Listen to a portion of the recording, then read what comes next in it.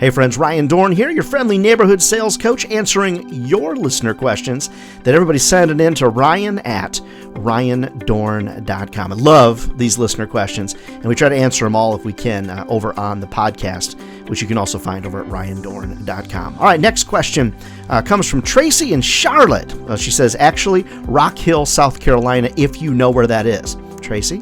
I'm from South Carolina. I do know where Rock Hill, I live in South Carolina. I do know where Rock Hill is at. So Tracy's question. Ryan, I'm always being told to sell value, sell value, sell value.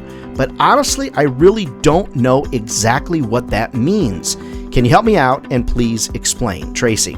So Tracy, it's really not uncommon for you to hear sales leaders, sales managers, sales speakers talk about selling value. Okay, so value is what someone's going to get. Price is what they're going to pay. So one of the things that you have to do in the sales process is get very specific and differentiate your value proposition. Like, what is your unique value proposition? Or you might have heard of a UVS, your unique value statement. And it's not just stats and facts and figures. It probably should be, especially now during times of economic uncertainty, it should be a little more emotional by nature. A lot of times people just try to say, we're number one. Okay, what does that mean? It's not real meaningful to the customer. So when I'm building a UVS, a unique value statement, or a UVP, unique value proposition, I'm looking for 3 items max. Remember that, everything happens in threes. Now, you've heard me talk about that. I'm looking for 3 items that aren't meaningful to me as much as they're meaningful to the customer. So when I think about being number one, okay, if I'm number one in the market, what does that mean to the customer? When we talk about offering amazing customer service, okay, what does that mean to the customer? When we talk about fast time to life, or maybe you can get their project running fast, or you can get their marketing program done really fast, okay, what does that mean to them?